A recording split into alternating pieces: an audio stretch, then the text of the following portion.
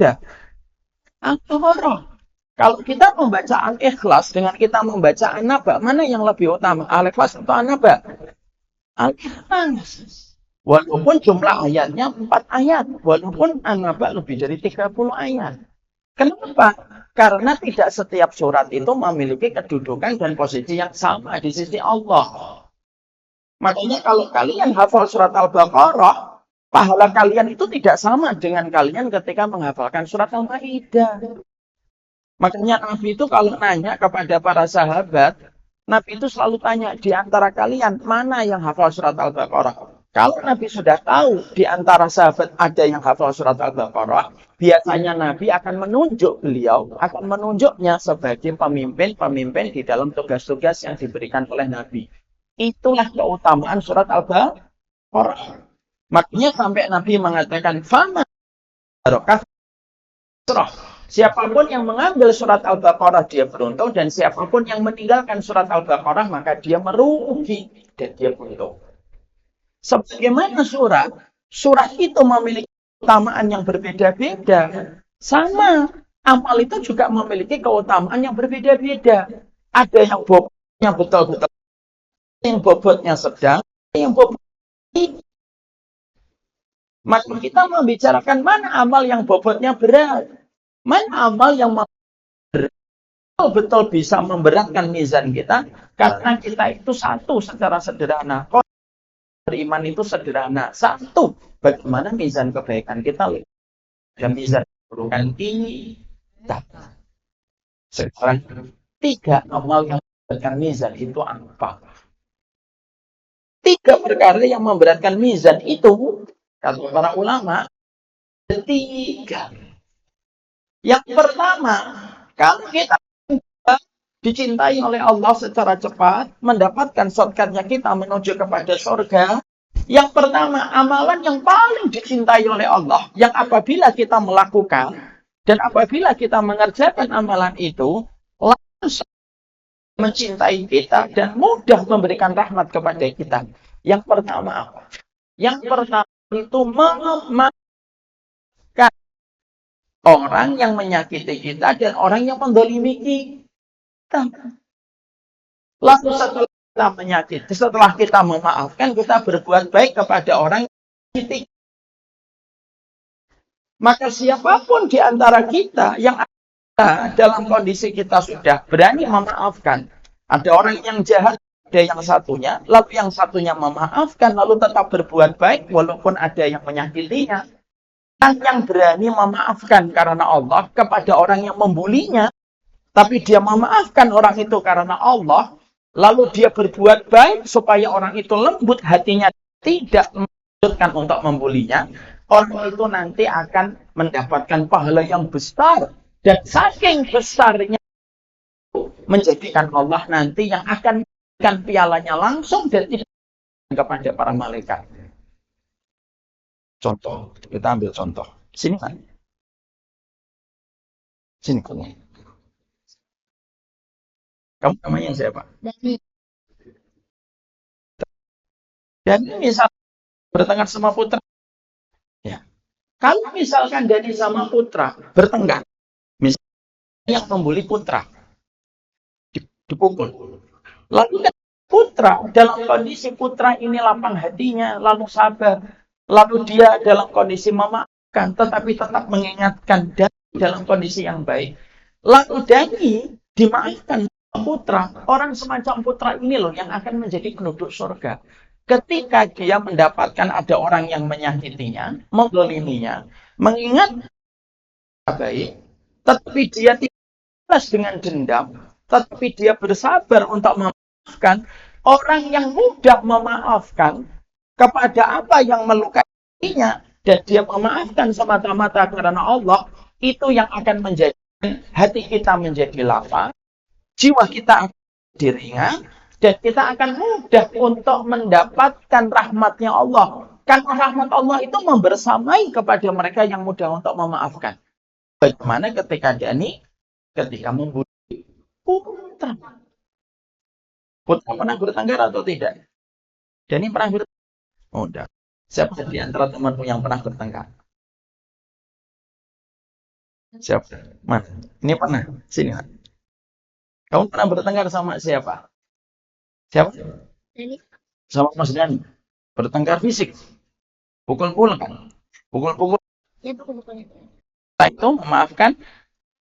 Sudah saling memaafkan. Orang-orang yang mereka duduk bersama. Orang yang mereka itu saling memaafkan. Maka sesungguhnya itulah yang menjadi antara perkara yang akan menjadi mulia Allah. Tidak menjadi orang yang mudah mendendam pada hati kita. Dan ternyata itu amalan. Karena kita tidak bisa memaaf kecuali karena Allah. Makanya kita menjumpai dan kita mendapati ada sebuah riwayat yang sahih. Ada sebuah riwayat yang sahih.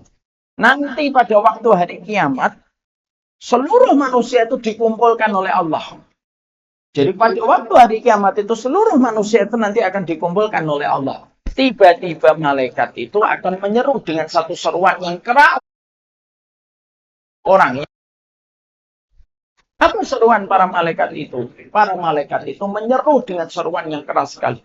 Fayunadi munadin. Malaikat itu berseru. Mana orang-orang yang nanti akan diberikan piala pahala. Apa yang dan itu yang menyambut panggilan itu bukanlah orang yang soleh. Menyambut orang yang sedekah. Yang menyambut mendapatkan piala langsung dari Allah pahalanya bukanlah orang yang umroh. Tapi yang menyambut panggilan para malaikat itu adalah orang yang pernah memaafkan ketika dia tersakiti. Dia memaafkan karena Allah, dialah yang menyambut panggilan malaikat itu. Lalu tempat di padang mahsyar, di tempat itulah Allah memberikan secara langsung dan Allah tidak mewakilkan kepada malaikat. Kenapa Allah tidak mewakilkan kepada para malaikat? Saking yang Allah janjikan kepada orang yang apabila dia tersakiti, lalu dia memaafkan, lalu berbuat baik, maka sesungguhnya pahalanya itu diberikan oleh Allah secara maka maaf ya, menyimpan dendam itu merupakan perkara buruk. Dan itulah yang menjadikan beban pada menjadi berat. Akhirnya orang yang dendam itu tidak bisa mendapatkan kesehatan. Apa penyakit yang begitu timbulkan dari hati? Para dokter itu mengatakan penyakit hati yang paling berbahaya untuk kesehatan dan bisa menimbulkan banyak penyakit itu apa? Penyakit dendam. Dan berapa baik orang yang memiliki dendam kesumat, dia menyimpan rasa bencinya setiap waktu, dia bencinya, lalu dia hidupnya bias kepada orang yang dia mungkin pernah melakukan kesalahan. Dendam itulah yang akan menjadikan manusia nanti tidak amalan yang memberatkan kebaikannya.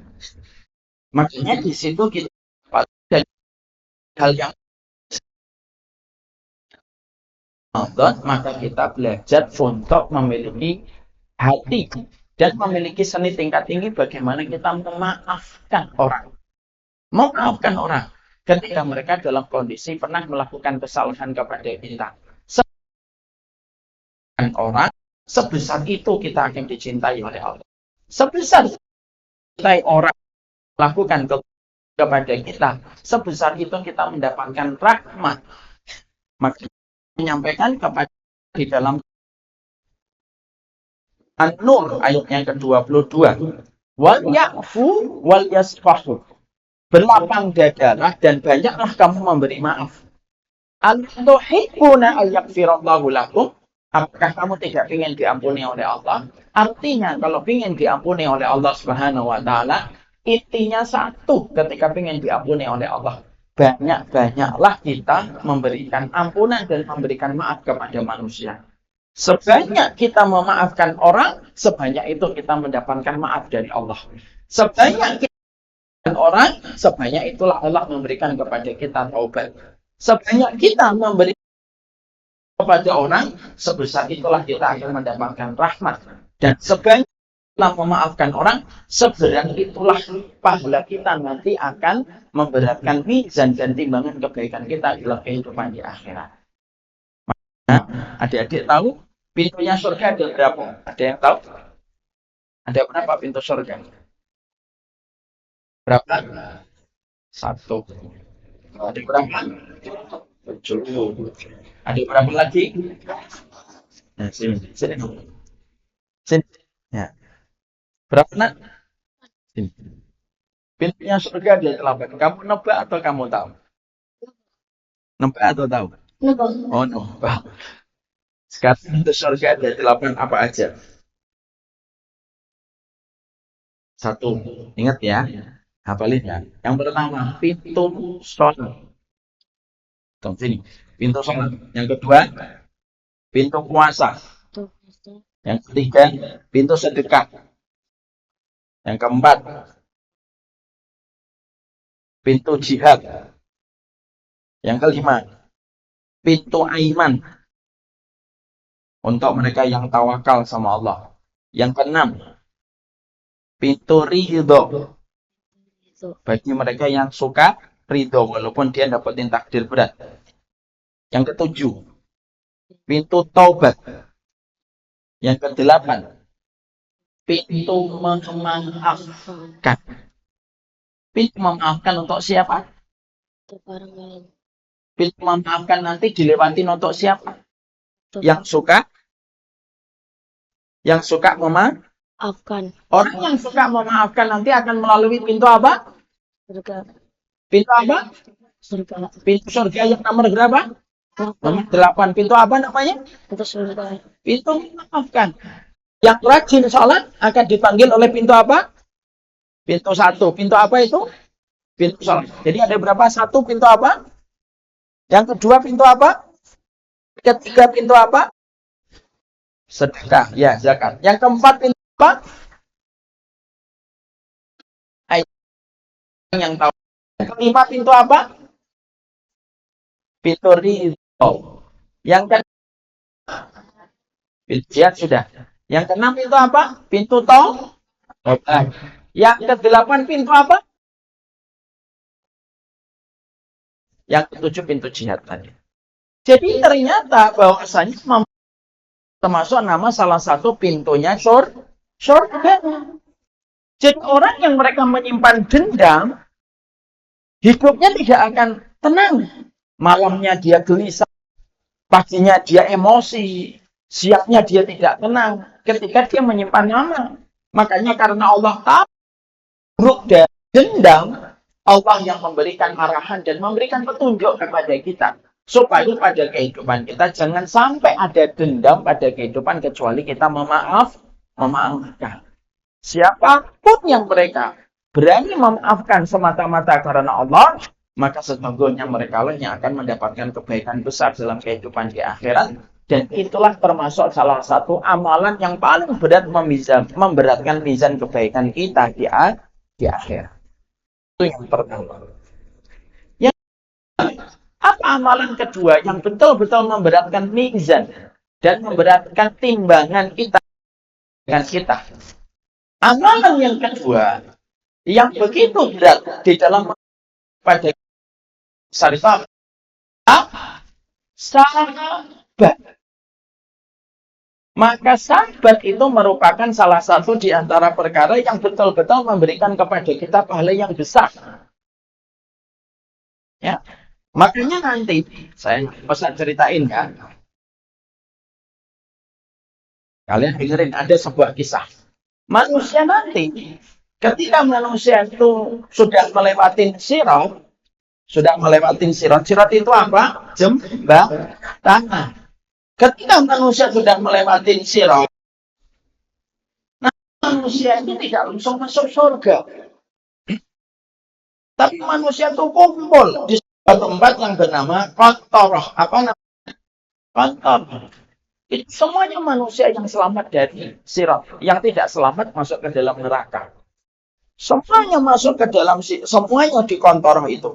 Di Qantarah nanti, pintunya surga itu tertutup. Jadi pintu surga sekarang tertutup atau terbuka? Tertutup. Sekarang pintunya surga tertutup kecuali pada waktu Ramadan. Kalau Ramadan terbuka. Tidak Ramadan dia tertutup. Ketika semua orang sudah kumpul di tempat yang bernama Qantoroh, 5 orang yang maju.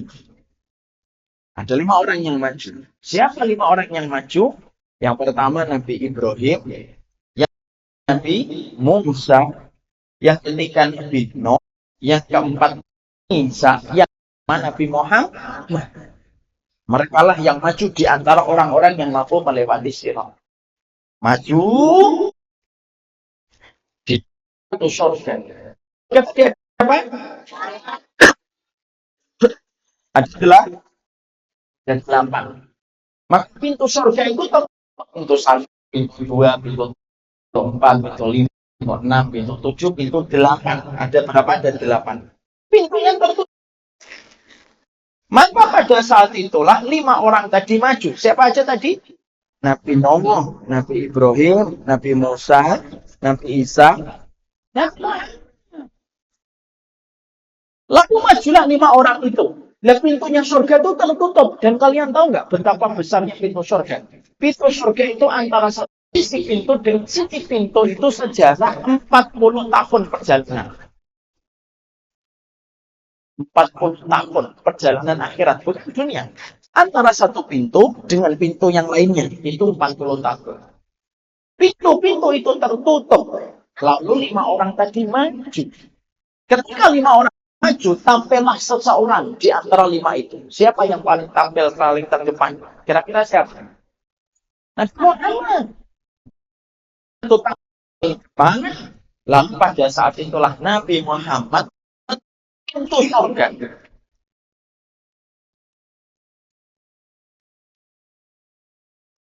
Ya saat itulah belum ada Nabi Muhammad untuk pintunya surga. Ketika dibentuk pintu surga, maka khazinnya, penjaga dari pintu surga itu lalu berkata, "Mana anta? Siapa kamu?"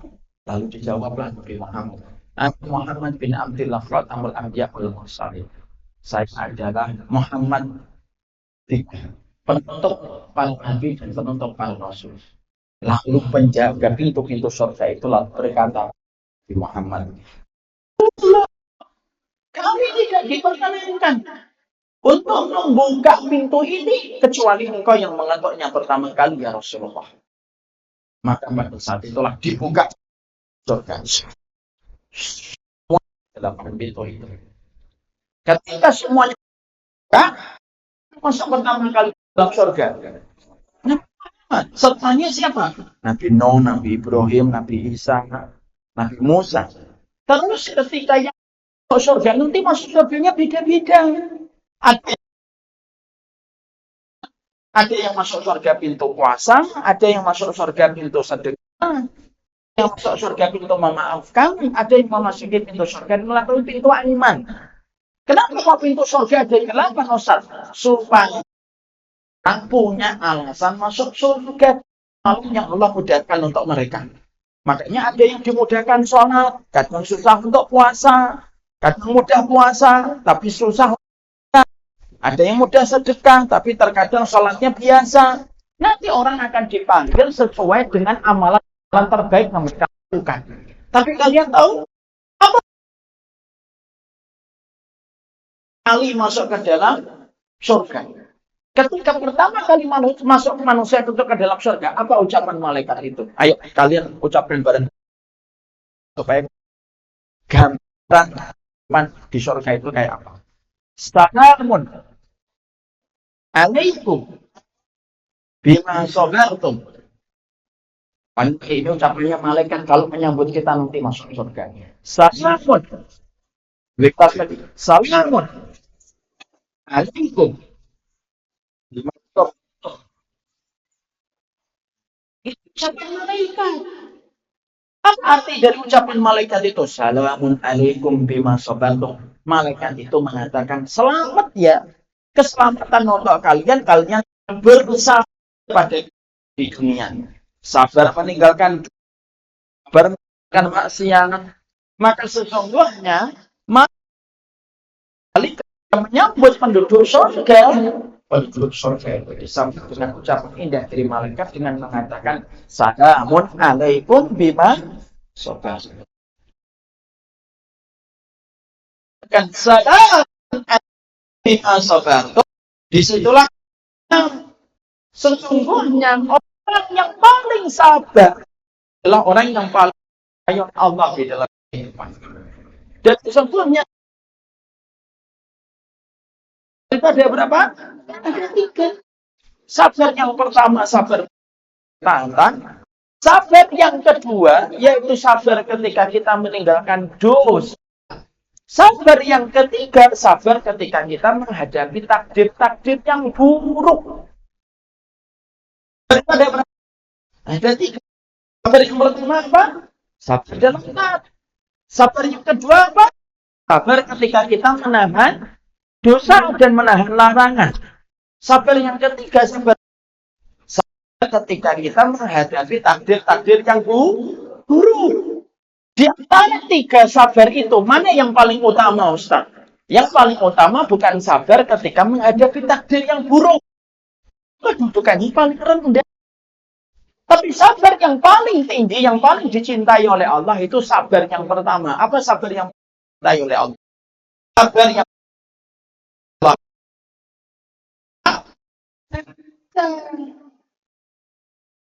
banyak orang menyangka sabar yang paling utama itu sabar ketika meninggalkan dosa, meninggalkan ketika menghadapi takdir buruk. Itu paling rendah. Tapi Allah itu sabar ketika kita melakukan apa? Itu tidak akan bisa kita lakukan secara konsisten sampai kita itu bersama. Makanya maaf, sabar dalam ketaatan itu yang paling tinggi. Itu ada 3. Sabar yang pertama yaitu sabar ketika kita berarti orang tua kita semakin dan semakin kita semakin sabar yang paling besar itu apa? Sabar. Itu sabar dalam taat.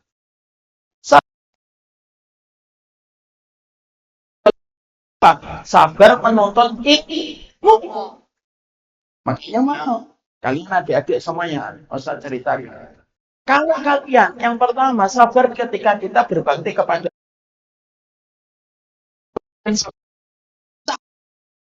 sabar ketika kita melakukan bakti kita kepada orang tua. Saya cerita satu kisah. Kalau kalian pengen sukses, kesuksesan itu tidak ditentukan apakah kalian itu cuma pintar atau tidak pintar. Memang betul, pintar itu penting. Kalau kalian pengen sukses dalam kehidupan dan kehidupan akhirat.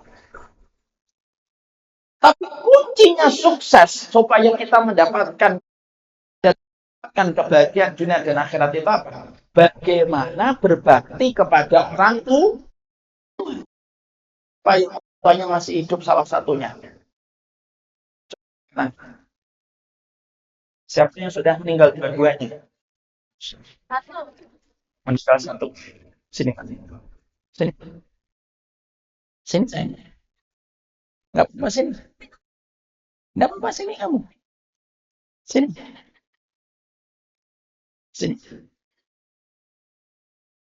Sudah meninggal? 1. Yang meninggal? Iya. Yang meninggal? Ayah. Sakit atau apa? Sakit. Sekarang yang masih siapa? Ibu. Sekarang dengar ibu. Allah itu berfirman di dalam surat Maryam. Wa barram biwalidatihi wa yad'ani jabbaran syakiyah. Artinya Nabi Isa itu berdoa. Doa Nabi Isa itu apa? Aku selalu berbakti kepada ibuku. Maka aku dijadikan oleh Allah tidak pernah kasar dan tidak pernah celaka. Makanya Nabi Isa orang lembut selembut Nabi Muhammad SAW. Nabi Isa tidak pernah celaka. Kamu namanya siapa? Bima. Bima tahu nggak ketika Nabi Isa dikepung sama orang Israel untuk dibunuh? Nabi Isa diapakan sama Allah? Diselamatkan oleh Allah. Dinaikkan kemana? ke atas langit. Akan turun kembali atau tidak Nabi Isa nanti? Turun. Akan turun kembali. Untuk apa? Membunuh Dajjal. Dajjal. Di situ kita mendapatkan kuncinya sukses dalam hidup. Kalau kalian berbakti kepada orang tua, terutama ketika masih ada ibunya. Ustadz dalam perjalanan dakwah selama hampir 15 tahun, Ustadz tidak pernah menjumpai orang yang berbakti kepada ibunya, hidupnya berantakan. Tapi setiap Ustadz melihat ada seorang anak berbakti kepada ibunya, hidupnya sukses. Di dunianya dimudahkan. Di akhiratnya juga mendapatkan kebahagiaan. Makanya kalau kalian pernah melihat ada orang kok hidupnya penuh dengan masalah, belaksakan, penuh dengan problem, itu biasanya karena dia tidak baik kepada ibunya. Makanya kalau ada anak, dia berbakti kepada ibunya, Allah akan memberikan kepadanya anak yang akan berbakti kepadanya.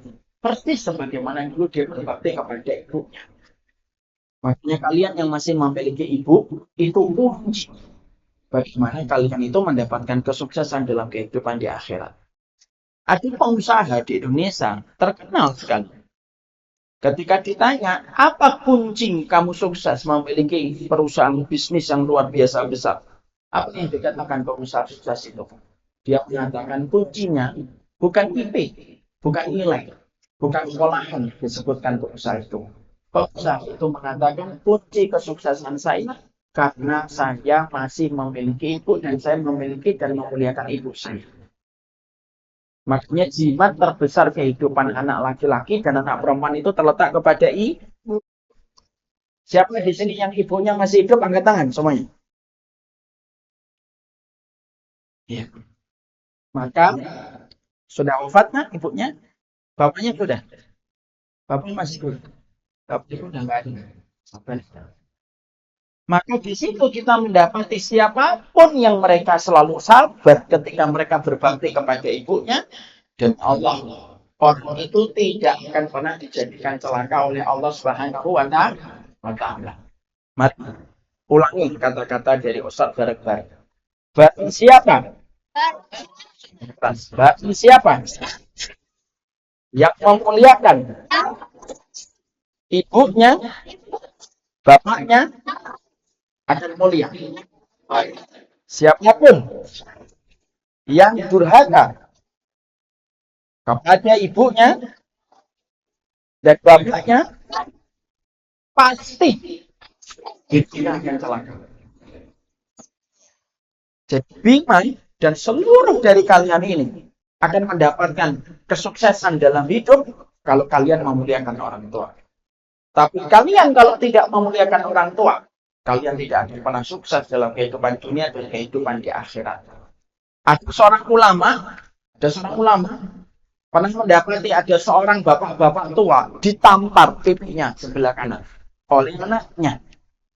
Lalu ulama ini marah, mendekat kepada orang tua, mendekat kepada anak yang menampar orang tuanya. Anak itu mau dipukul sama ulama tersebut, tetapi ternyata bapak yang ditampar itu menahan tangan. Menahan tangan ulama itu supaya tangan ulama itu tidak memukul anaknya. Lalu ulama ini berkata, loh, kamu ditampar sama anakmu. Biarkan aku memukulnya, karena dia telah berlaku melampaui batas. Tapi ternyata bapaknya itu bilang, biarkan, wahai ulama. Saya hari ini ditampar oleh anak saya karena dulu saya pernah menampar bapak saya. Jadi ketika dulu dia menampar, maka ketika dia tua, dia pun ditampar sama anaknya.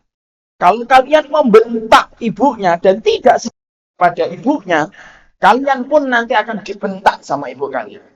Kalau kalian pernah nendang itu pintu ketika kalian marah kepada ibu kalian, kalian pun nanti akan mendapatkan anak yang akan menendang pintu di depan kalian. Kalau kalian pelit, kalau dapat uang, dapat rezeki, orang tua kalian tidak pernah kalian muliakan ketika kalian berbagi rezeki kepada mereka. Dan tidak sabar berbagi hadiah kepada mereka. Ingat perkataan Ustaz, demi Allah. kalian tidak akan pernah sukses dalam kehidupan dunia dan akhirat. Ustaz ini punya timnya Ustaz besar, ada sekitar 50-an orang. Setiap kita mendapatkan satu kebaikan, selalu Ustaz itu bilang kepada tim. Pertama, setiap rezekinya bagikan kepada ibunya. Belikan ibunya walaupun cuma dasar. Sama kalian. Kalau kalian di bulan Ramadan ini ternyata kalian itu mendapatkan rezeki, kalau kalian di bulan Ramadan ini dapat rezeki, jangan langsung dibelikan untuk apa yang kalian inginkan. Tapi kalau kalian mendapatkan rezeki di bulan Ramadan ini, pertama kali, kalau kalian menggenggam rezeki itu, berikan kepada hadiah kepada ibunya. Kalau kalian memberikan hadiah 10.000, nanti pasti Allah ganti dengan 1 juta. Kalau kalian berikan 50.000, pasti Allah akan ganti dengan 5 juta.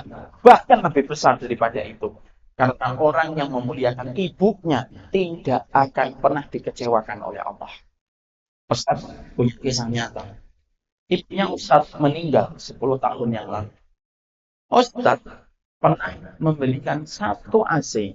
Sudah lama. 15 tahun yang lalu.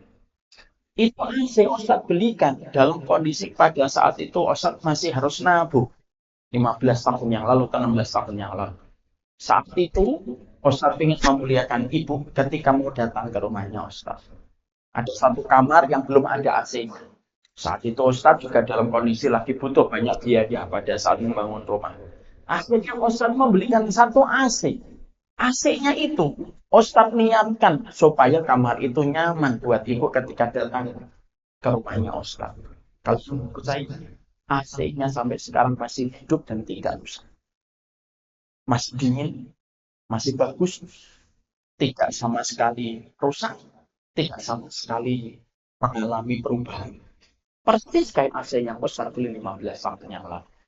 Setiap Ustaz melihat AC itu di rumahnya Ustaz, yang selalu ingat Ustaz adalah Ustaz dulu membelikan AC ini karena ingin untuk memuliakan ibu. Apa yang kita dapatkan pelajaran?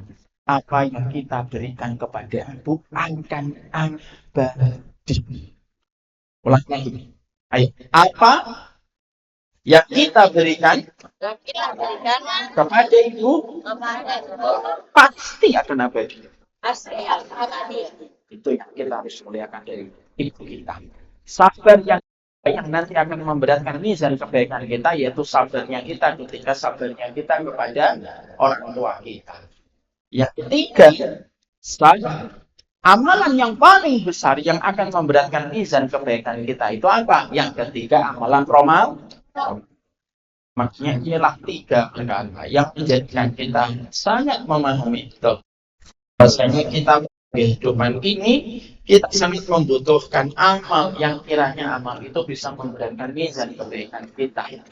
Semoga Allah memberikan kepada kita kemudahan untuk beramal dengan amalan yang memiliki berat dan bobot yang begitu berat yang bisa menjadikan kita mendapatkan keberkahan nanti pada waktu hari kiamat.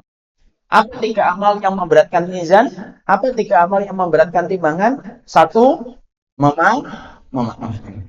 Yang kedua, bersabar. Sabar sama siapa? Sama orang tua. Sabar sama orang tua yang paling tinggi sama siapa? Sama ibunya. Dan yang ketiga, amalan paling besar ketika diubah oleh Allah Subhanahu wa taala, amalan apa? Amalan Ramadan. Semua penjelasan Ustadz ini kita tutup dengan satu konklusi dari kesimpulan. Yang paling penting itu apa? Siapapun di antara kalian yang memuliakan ibunya, pasti hidupnya mulia. Tapi siapapun di antara kalian yang tidak memuliakan ibunya, ketika dimuliakan hidupnya dunia akhirat. Ini yang Ustaz sampaikan di dalam pertemuan hari ini dan sore. Sudah sangat lama sekali Ustaz tidak pernah menyampaikan kajian di depan anak kecil ini. Tapi Ustaz senang sekali bersempat dengan kalian semuanya. Semoga kalian nanti diberikan oleh Allah kemudahan dalam setiap urusan kalian. Di panti asuhan dari mana saja? Yang di depan ini dari mana? Dari mana? Kreatif, Masya Allah. Terus apa lagi? Semuanya dari kreatif atau beda-beda? Insya Allah, tidak apa-apa. Yang terpenting kalian nanti semoga menjadi orang-orang yang berusaha dan menjadi orang yang berkewajiban. Kita berdoa semoga Allah memberikan kemudahan dan keberkahan di dalam setiap urusan kita. Mari kita sejenak kita tutup dengan kita membaca kafaratul majlis. Subhanakallahumma wa bihamdika asyhadu an la ilaha illa anta astaghfiruka wa atubu ilaik. Assalamualaikum warahmatullahi wabarakatuh.